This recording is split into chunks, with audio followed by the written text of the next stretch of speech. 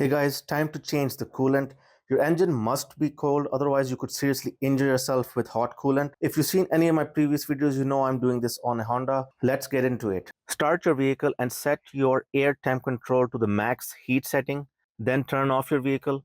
I'll explain at the end the importance of this. Open the radiator cap. Again, never open this when it's hot. It is pressurized. Open it anti-clockwise.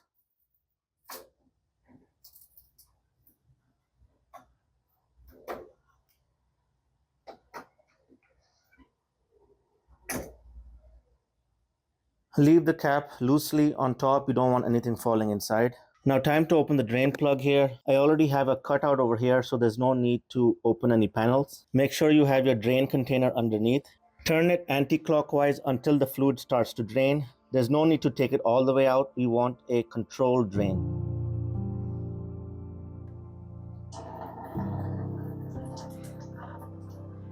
Next, gonna remove this coolant reserve tank. It holds just under half a liter of coolant at the max level.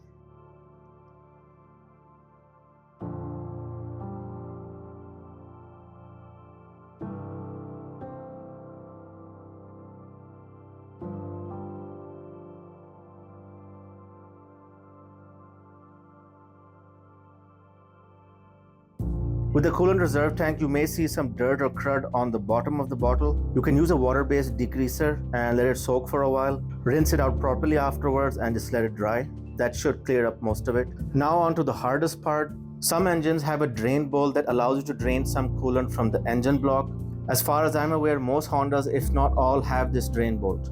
The hard part is that this drain bolt is located behind the engine. Besides the fact that I cannot actually physically see the bolt, I do not have enough room to get a ratchet or breaker bar to get the bolt open, plus to torque it back down. So I'm going to have to go from underneath the engine. I'm going to lift it up, remove a side panel, and get to it from the bottom. Okay, the front is lifted. I removed the side panel. It is a pain to get to this bolt, but it is what it is. That's the drain bolt. You need a 19mm socket. I'm going to use it with a breaker bar.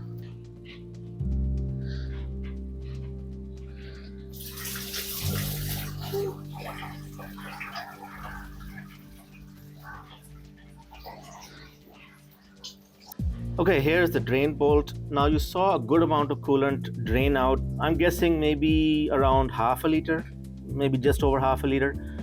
So for me, it was worth it going through all that effort. This uses an aluminum crush washer. Don't reuse this, just replace it with a new one. This is the universal part number used in various models of the Civic, Accord, City, Jazz, Fit, etc. The Honda service manual doesn't actually say to use any sealant on these threads, so I'm not going to use it. I've done this in the past too and I've had no issues. Just torque this up to spec properly, as this is a crush washer and it should be fine. Given the location of this drain bolt, the coolant was bound to make a mess everywhere. Just wash off the area with a hose. The torque spec for this is 58 pound-foot. Okay, I filled the coolant reserve tank to the max. You don't want to overfill this because coolant will expand when hot. That is why you have extra space in this reserve tank for expansion. Put it back the same way that it was removed. I will be replacing the O-ring on this radiator drain plug. Before plugging this back, coat the new O-ring with some coolant and do not over tighten this. This part number applies to the models 2003 to 2014 Honda, Jazz, Fit and City, and I believe the 8th Gen Civic.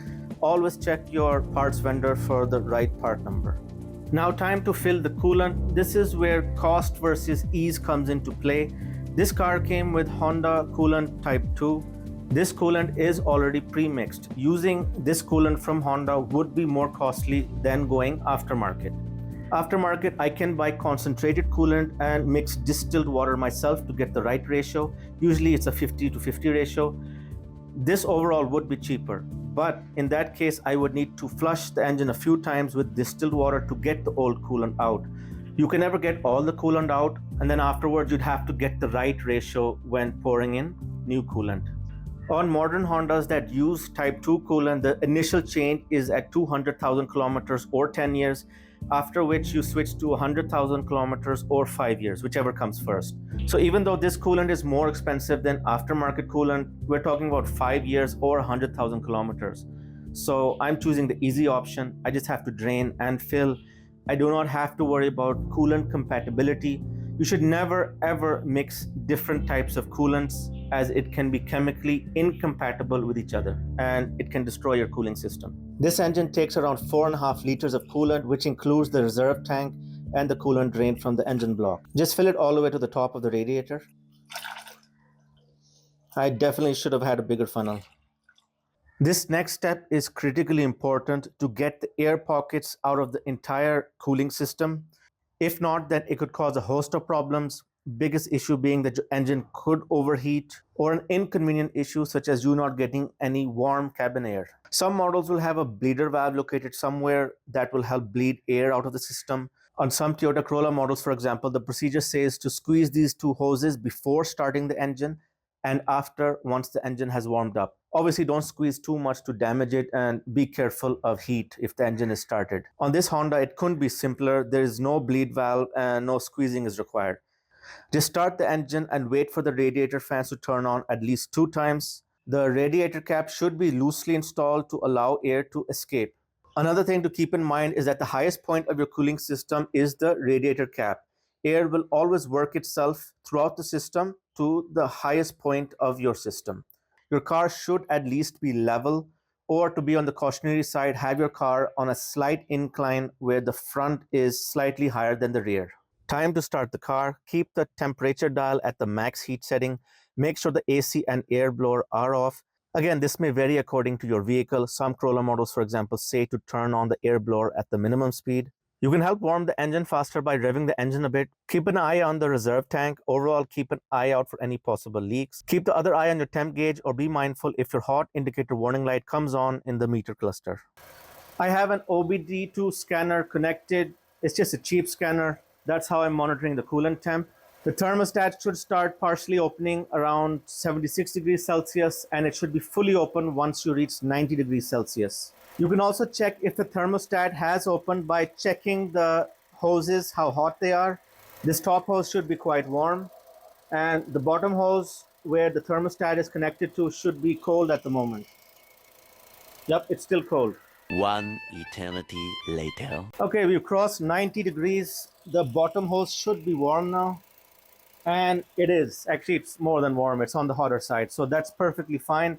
The thermostat is fully open. A few minutes later. The radiator fans on this car should kick in at 98 degrees, so almost there.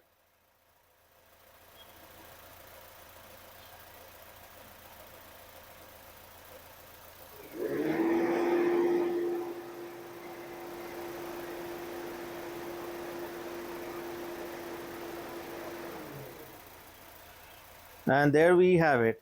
Let's see how much the coolant temp drops by.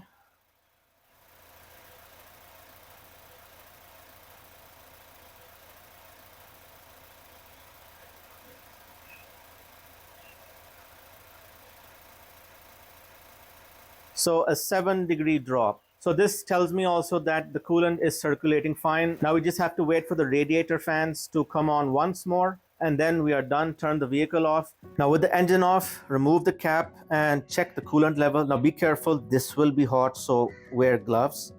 Just top it up if needed. It's topped up. Now just put your radiator cap back on tightly, and that should be it.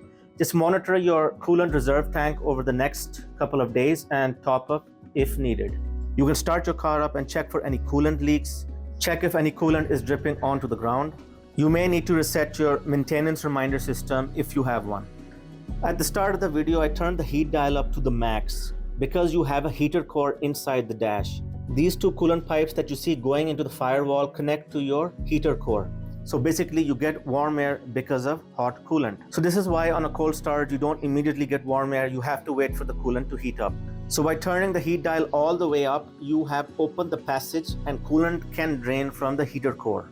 When you have the temp setting all the way to the cold side, you are basically closing the valve, so coolant will not flow through these lines. Now coming back to some Corolla models, the service manual doesn't say to set the air temp control to the max heat setting before draining the coolant, but only after filling and starting the engine.